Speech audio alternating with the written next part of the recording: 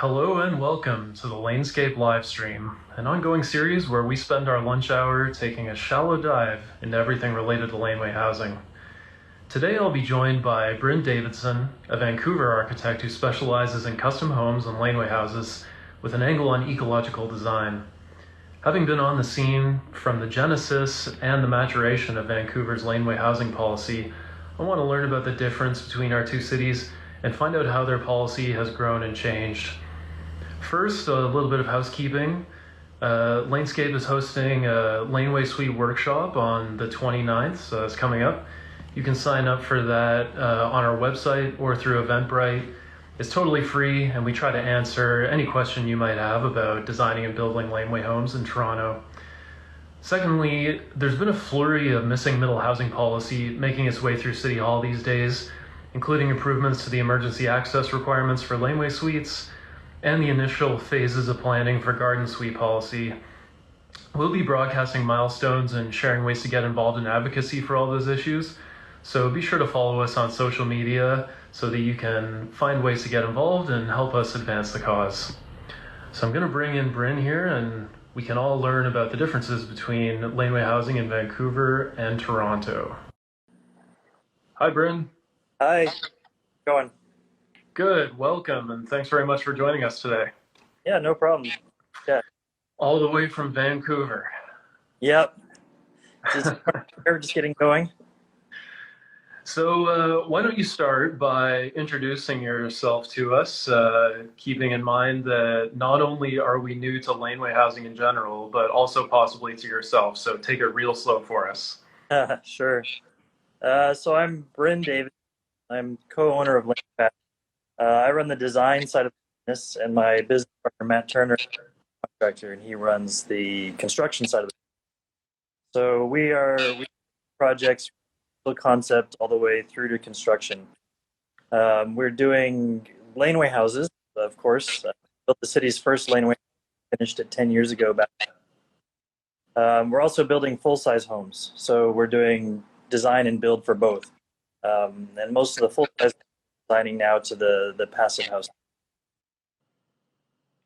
That's great. And so you're an architect, correct? I have a degree in architecture, but I'm a registered designer. Or not a registered, I'm a designer as opposed to a registered architect. Right, an honorary architect. I'll give you. Just don't tell the AIBC that. And so you've obviously been working in Vancouver since before a laneway housing policy existed up to today. So I started off my own residential design practice immediately out of grad school.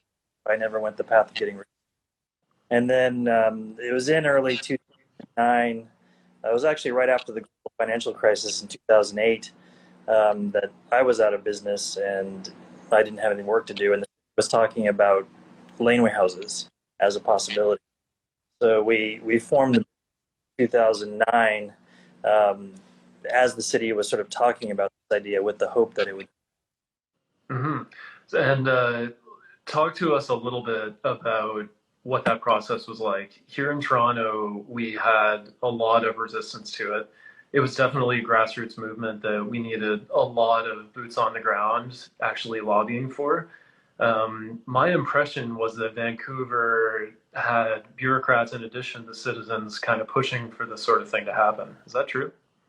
It's true, but there was also a lot of pushback. And anytime you try to make change in single family zones, you get a lot of pushback. So I think, Vancouver is very expensive and there's no vacant land. So for many people were looking at lanes and backs to these properties as an untapped resource. But there's a lot of inertia and a lot of political heft behind sort of keeping the status quo in our single neighborhoods. So, in 2009, there definitely was support from council, but we went to the public hearing. There was a lot of people who were literally in tears talking about how this was going to destroy their neighborhood. Now, obviously, I disagreed. I think the important thing with this is that laneway house development or any kind of infill allows existing owners to develop on their own property. So this kind of single lot development, I think, is really critical when we talk about our single family neighborhoods will evolve, because it doesn't mean owners selling to a developer who's going to consolidate a bunch of properties into a big apartment building. It means that people can redevelop in place on their own property. And so there's a way to envision having kind of continuity on an ongoing basis in their neighborhood. So there's a way to evolve the community without necessarily wholesale turning over who's living there. And so what I found in general was that when you're looking at trying to build a political base for this kind of movement in the single family neighborhoods, there was, roughly 1/3 of people who were vehemently opposed to any kind of change. They were going to come and scream at you no matter what. There was 1/3 of people who said, "Oh yeah, this is a great idea. I could do that. This makes sense for me, rental or for family." And then really the matter was just this middle third of convincing enough people in that middle third that it was a good idea, and for all sorts of, for environment, for affordability, for equity, for all sorts of. And we were able to do that 10 years ago. And then we wondered for 10 years why Toronto got back together. Well, I think you definitely ignited a fire that probably has farther reaching effects than you can ever imagine. Because when it came time for us to start the fight here in Toronto, I would say 2/3 of Torontonians, at least the ones that were engaged in our public meetings and surveys and whatnot, were screaming for laneway housing. I don't know if we were jealous of Vancouver or even Ottawa, which already had a policy, or what. But I would say when you were doing it, you were very forward thinking, and we were almost late to the party by the time we enacted something. Yeah, the political situation is quite different because you guys are an amalgamated megacity. I like to describe it to people in Vancouver saying, it's as if Surrey and Langley were setting zoning rules for the city of Vancouver. We would have faced similar problems. But because we're this little pocket within the region, we're able to do stuff, much sort of more quickly. We see a similar divide in North Vancouver, where the city of North Vancouver has quite a good laneway house policy, and the district of North Vancouver has quite a terrible one. And it really comes down to the ability of sort of smaller urban politics being able to be more progressive than regional, more rural politics, suburban politics. That's interesting. So I didn't know that there are differences in your laneway policy for different parts of your region. Yeah, I mean, we have, I forget what it is, 26 or something municipalities in the Lower Mainland, and every different zoning code. So on the one hand, that's a little bit crazy. But on the other hand, it means that Vancouver can kind of go its own way, which for better or worse has allowed something to happen. Yeah, good. I want to dive a little bit into the actual nuts and bolts of the Vancouver policy. That's probably the closest proximity to Toronto's. Because there actually is a pretty big difference in just the built form environment that you operate in versus what we have here in Toronto. Like one item in particular I'm thinking of is the width of your properties and what's permitted as a minimum width in Vancouver versus here in Toronto. Basically, there is no minimum here, and there can't be because a lot of our lots are so narrow. What are your thoughts on it? It's 33 feet is the minimum in Vancouver, correct? We can go down potentially to just over 25 feet, but those are fairly rare. The typical small lot in Vancouver is 33 feet. So that's where we would start from. So yeah, our urban, our land base, our form is much more suburban as a starting point.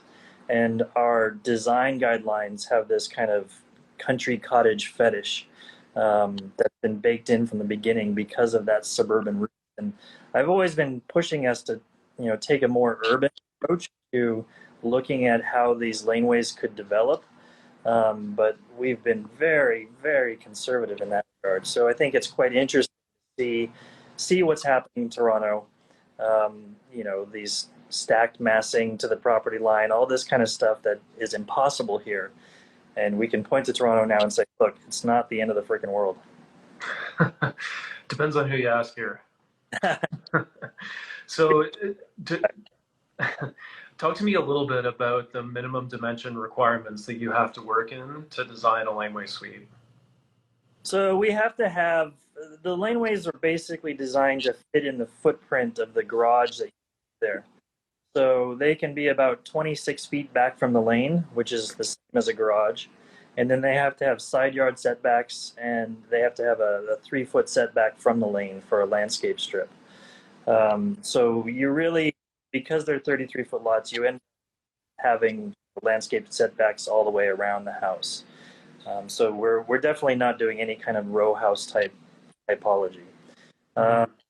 Now we can build up to about 22 feet at the peak with a gable roof, but it's very the main challenge that we face here, or at least in my mind, is that we have this 60% rule, this wedding cake massing rule, which says that your upper floor can only be 50 or 60% as big as your lower floor, which is just so phenomenally dumb and frustrating. But anyway, we have this wedding cake massing fetish here, and what it does is it just increases the footprint of the building relative to the floor area.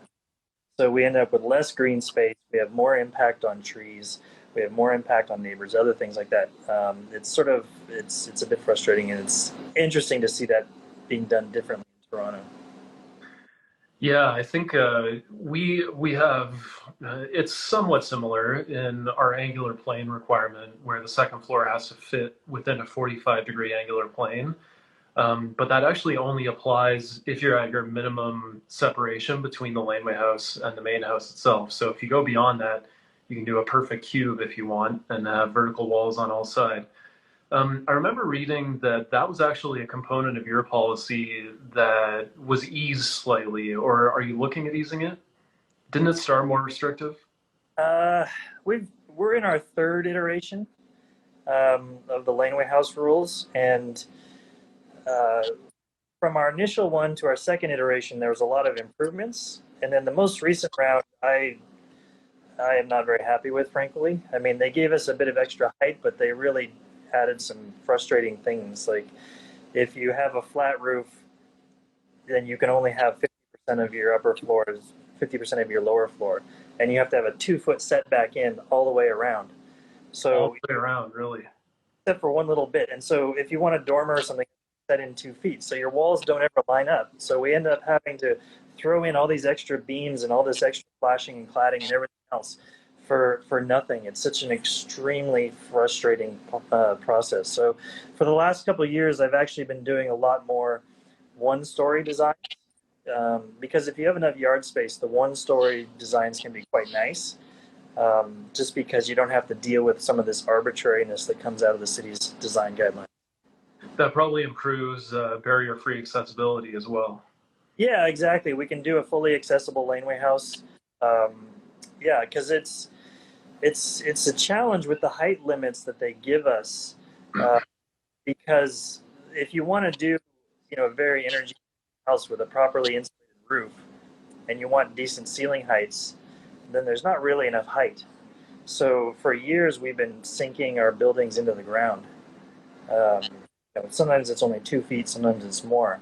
But basically, in order to capture and build a proper, decent building, we've been having to push into the ground. So the one-story design, it's nice. We can have vaulted ceilings. We can have wheelchair accessibility, all of those things. But you do need a larger lot because it takes up 6 or 7 more feet of the lot compared to a 2-story design.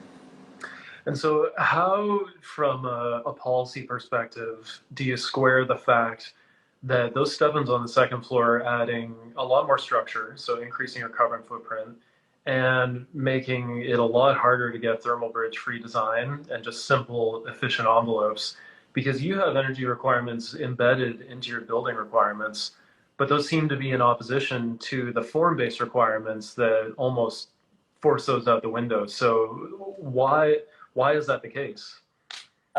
Because we have these two very separate parts of the city that are sometimes working at odds with each other. We have the sustainability folks who are doing actually quite amazing world-leading work in terms of creating an incentive structure for passive house, for thick wall buildings, for all these kinds of, and this is really great on the one hand. And on the other hand, we have this planning department that is very anxious about changing anything that doesn't look like a 1920s cottage.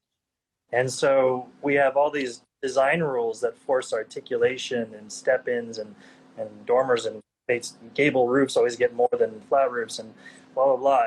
And these two things are really at odds. And frankly, I've been fighting this for a decade, and it's quite frustrating. I mean, we're really proud of the fight we put in so far, but you're making me depressed thinking that there's more fight to come.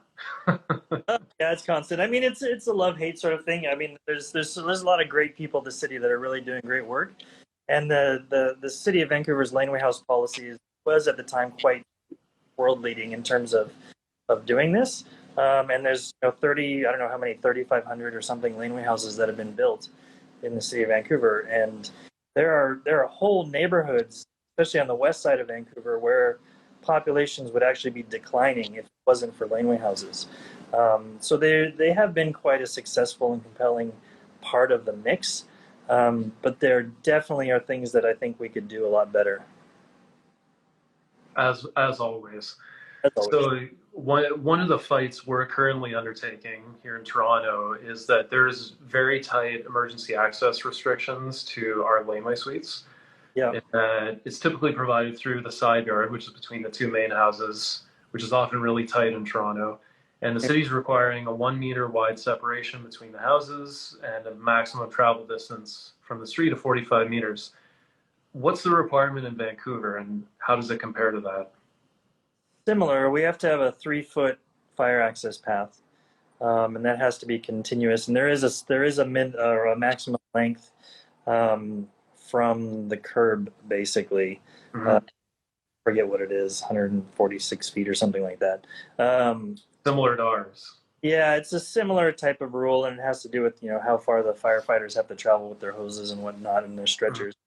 Our lane is 20 feet wide. It's a little frustrating that we can't deliver fire services via the lane. There's certainly plenty of cities around the world that have small fire trucks that seem to make that work. But again, yeah, our property is as tight.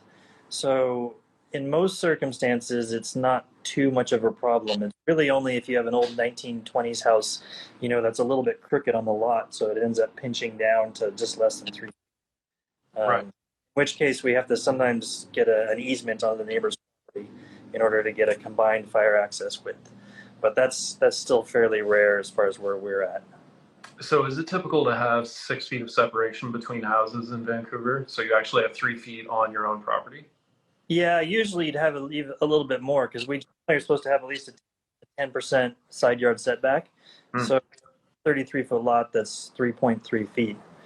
Now, that's not always the case, especially in some of the older neighborhoods. But in general, I'd say in probably 90% of cases, the fire access is not that big a deal. Right. Well, and another policy concern that we find tooths in nicely to sustainability, or lack thereof in some cases, is the parking requirement on properties.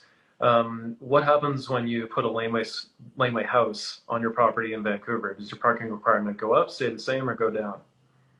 The parking is an interesting one because there's a lot to unpack there. At the moment in Vancouver, you're only required to have one parking space on the property, and that's for the 3 dwellings. So that's the main house, the basement suite, and the laneway house.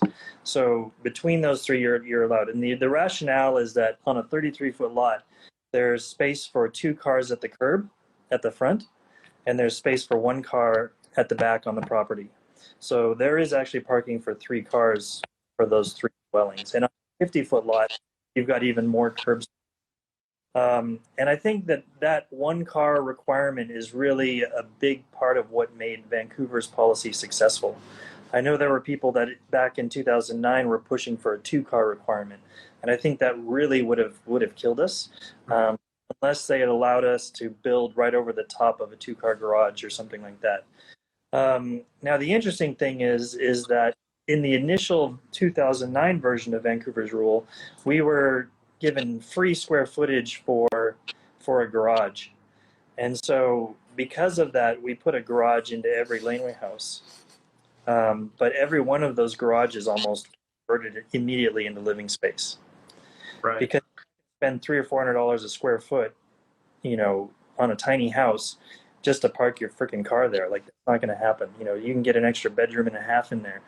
So around, I think it was around 2011 or 2012, we changed the rules and we made the laneway house living space bigger, and we required the car to go outside in an outdoor parking pad, um, which was good because it meant that that parking pad was actually much more likely to be used for parking.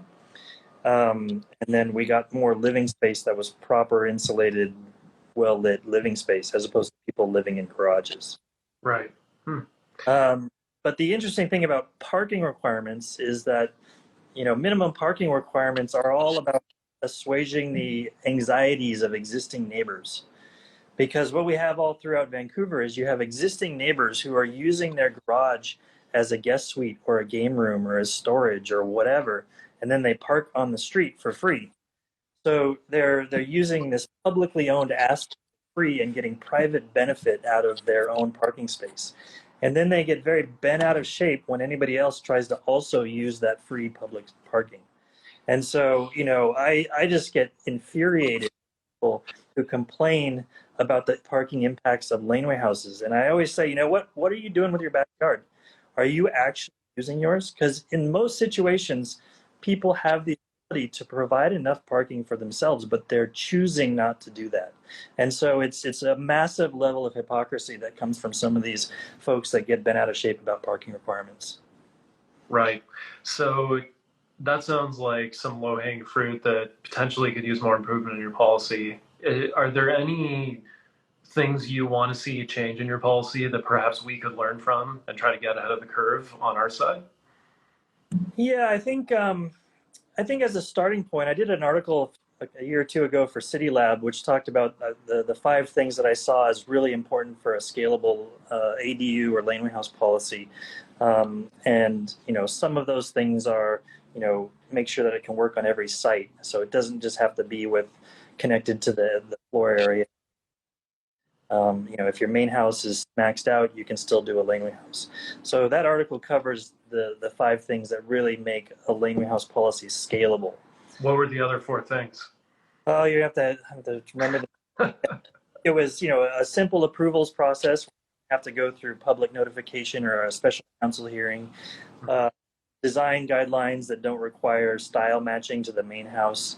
The parking requirement. But basically just making it so that it can be done citywide. And those are the things that really make it so it's a scalable housing policy. Otherwise, you end up like with the District of North Vancouver policy, where I think they built 5, and it's just a completely worthless policy because the restrictions are so bad. But now in Vancouver, as far as where we can go moving forward, one of my biggest pet peeves is the cap at 900 square feet. Because a lot of our lots could easily, or pretty much every lot could easily handle something that's 1,200 or 1,500, which in my mind is the sweet spot. Mhm. That's a nice 3-bedroom, 2-bath home. That's a permanent family-sized home. And we could have made every one of 3,500 houses in Vancouver a 3-bedroom, perfect ground-oriented family-sized home. But we put an arbitrary cap on it. And so we cap it on the one hand, and then we go over to our development high rises and we try to force them to build 3-bedroom units that they don't want to build. So it's just this really kind of perverse system of arbitrariness. So I think if we could go to 1,200 at a minimum, or maybe 1,500 square feet, then we could really create a lot of great family-sized ground-oriented units. Mm. The other piece is getting rid of this 60% rule and some of these constraints on massing that are really just completely arbitrary. And like I said before, increase the footprint of our laneway houses. So that means more impact trees, less green space. So, that's a big part of it. I'd like to see relaxations for energy efficient buildings, because we're still really constrained on height. If we want to do a properly insulated roof. A lot of these, the lower cost laneway houses that are out there, they're pretty flimsy. They're not necessarily something I would want to live in. Um, This list is great. It's actually giving me faith in Toronto's policy. We were lucky that, we had cities like yours to learn from, and fortunately, we had very wise planners and counselors that helped create the policy that allowed us to have those kinds of things embedded into our bylaws so that we can deal with almost all of those without issue right now. And it's good to hear that we did some things right. Yeah, if I could build to the property line without a side yard setback, that'd be fantastic. River, we have acres and acres of these side yard setbacks that are doing almost nothing, and it's a bit frustrating at times because if I could even just take those two side yards and put them on one side, then they'd at least be useful. Mm. But we just have these little slivers of space. I mean, maybe you have a path or something, but when we do a one-story laneway house, we're allowed to reduce down to a 2-foot setback, which is almost worthless. I mean, it's really, there's nothing you're going to do with a 2-foot setback. Right. But anyway, so what is your height? What's your maximum height? 6 meters. So we can do a little over 18 feet here, which is good. We're finding even with a well-insulated flat roof assembly, we can get to 8-foot ceiling heights, no issue. Sometimes 8.5, depending on how grade works. Okay, 18 feet. Yeah, because I think, with our gable roofs now, we can go to 22, and the flat roofs, it's probably 18, 19 feet. Anyway, I'd like to, I always want more. Mm-hmm. Yeah, I think we're lucky here in that we can have full second stories that are the same footprint as the ground floor, and we can go lot line to lot line. So it usually works quite well. You're basically creating like a row house circumstance, and you can maximize the width in order to save the laneway and the rear yard side for usable space where the people can enjoy it.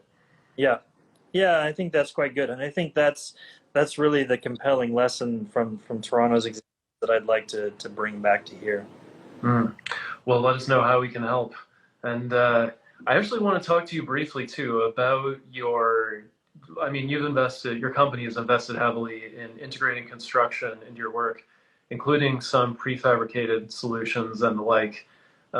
Did you do that because you wanted to make money off of it, or because you needed to get the sustainability goals you were going for?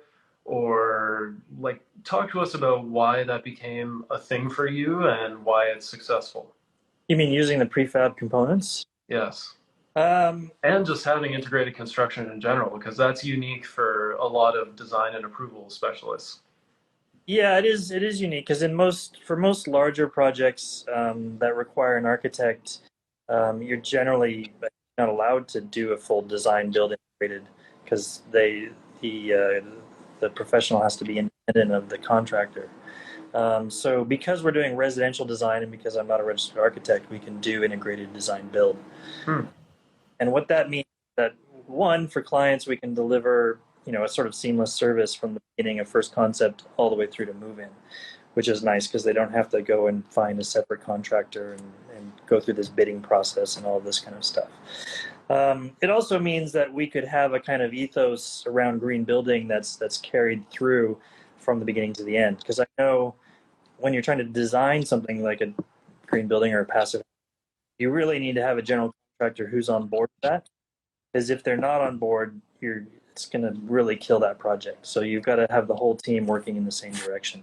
Well, and not even just have the buy-in, but the expertise to actually get it done. Because I know a lot of people that try to do passive homes, and it takes a couple before you really get the hang of it. Yeah, it takes a bit, and there's definitely a learning curve. So you've got to have somebody who's willing to, bang their head against that first couple of projects in order to figure that out. So with the prefab, it was something that I was always interested in, and that's actually how I met. Was back in 2008. I was working on a project and I was looking at prefab panels, and I talked to the supplier, and they said, well, there's only one guy installing these. And so that's when we started talking to Matt. And so when after the financial crisis happened in early 2009, we were both out of work because everything just shut down. And so we started talking about creating a company branded around laneway houses, but also with this idea of using prefab components. And so, we like that. It doesn't necessarily make it cheaper or that much faster, but what it does do is it lets us get the roof on more quickly, which is nice in rainy Vancouver. And it's an easier way to build a kind of a high-performance 2-part wall assembly. as far as the way we've been using it. So we find that with SIP panels, we can do that type of project at a cost that's not too different than what people are doing with code minimum stick frame. And that's been our goal from the beginning, was to come up with a system where we could do it on every single project. Because we didn't want to do 9 code minimum projects, convince the 10th client to do us. You know, it seemed very frustrating. So we wanted to have a consistent that we could do on every single project. And we have some clients who upgrade and go beyond. But as a benchmark, for the last 10 years, every one of our Laneway houses had 13 thick walls and triple glazed windows. So that's become, you know, a standard part of how we're delivering our product and the brand. That's great. What size modules do you use? And like, talk to us a little bit about actually installing them on a laneway. I mean, the SIP panels, and we do maybe 70% of our projects panels. We do a lot of other stuff too. We've used just about every building system out there at one point or another. The SIP panels, they come in big giant panels that are, you know, 8 feet by 24 feet roughly, and then they cut down to whatever size. But the way it typically works out is you have a stud maybe every 4 feet. So what we do is we do our custom design, and then from our design we do our own shop drawings for all the panels, draw out each stud and whatnot. We give that to the factory, and then we pre-assemble those walls at and put them on the truck. So we put in a regular standard foundation, and then on panel day the truck arrives and we just crane those walls onto. So we can get the framing up fairly quickly. That's something I'm very jealous of. Our laneways tend to be way too narrow and encumbered to actually get cranes onto them. Like, they either have 90-degree angles, or they're only 10 feet wide, or there's tons of overhead wires everywhere. So it's definitely a challenge to execute that kind of thing here. It definitely is. And that's, you know, over the years, you know, doing this 11 years now, I've gotten a lot of inquiries from people who wanted to, you know, start a modular laneway house business, you know, where they could pump out prefab modules and just drop them in. But really, it's quite difficult to get something that big into a lane and then to lift it onto a property.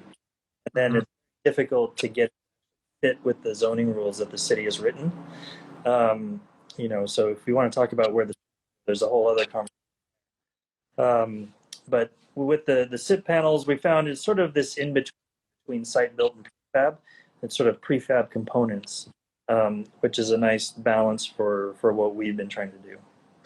Yeah, we've been looking into that a lot over here, and I think that's what makes the most sense. I mean, in order to maximize every inch you can possibly get out of your zoning bylaws, you know, you can only be so rigid in the system you employ. So that seems like a really good hybrid model to save the world and get the most bang for your buck.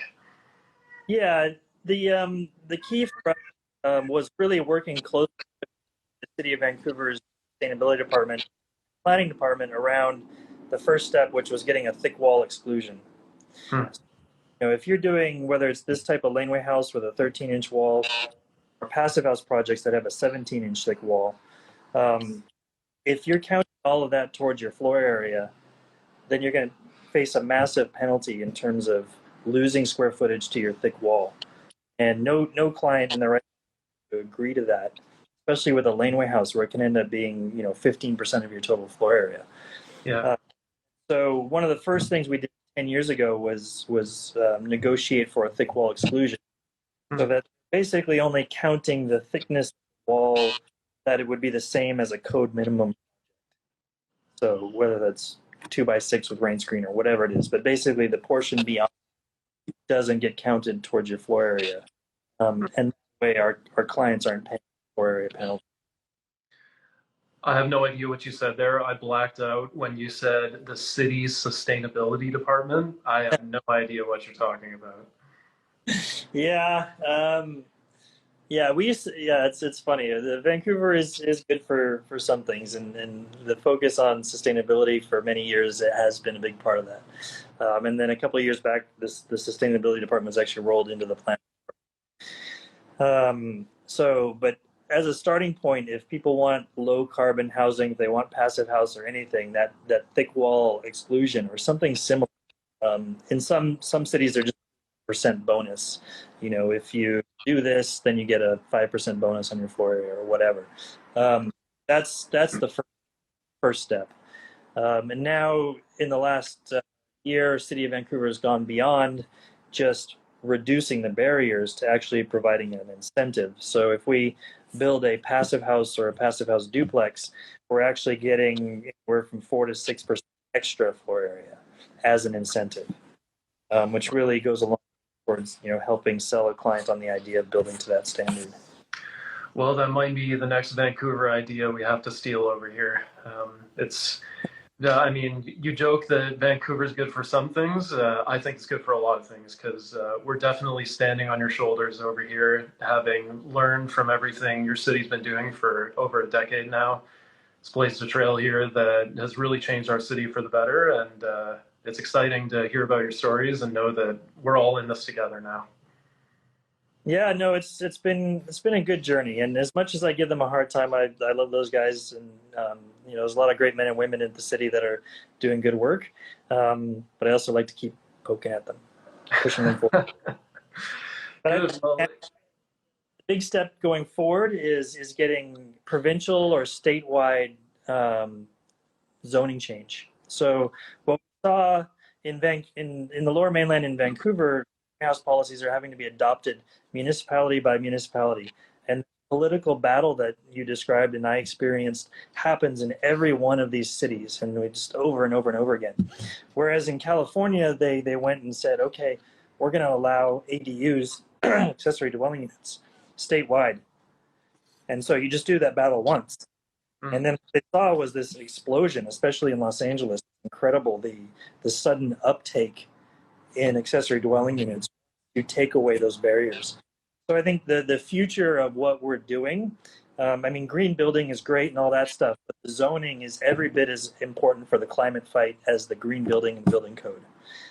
Because we need infill, we need multifamily, we need all of these kind of things happening in our existing communities as opposed to, sort of building greenhouses out in the suburbs or out in the green fields. So anyway, that's my sales pitch for provincial and statewide zoning reform. Well, I couldn't agree more. And next time I'm in Vancouver, I expect a tour so you can show me all the great things we can steal to help our policies in other ways. Yeah, definitely. And likewise, I'll be curious to come out to Toronto. In 2009, we went out to Toronto just to tour, and we looked at some of the original examples of laneway houses that were there, these kind of interesting one-offs that predated Vancouver's policy. So, it's great to see these ideas sort of bouncing back and forth between the cities. That's great. Well, thanks so much for joining me today, Bryn. I really appreciate your time. And to everyone watching, be sure to stay tuned for future editions of the Lanescape livestream. We'll be back next week with a new guest, so we look forward to seeing you back here again and seeing you on the laneways. Goodbye, everybody. Thanks, Ray.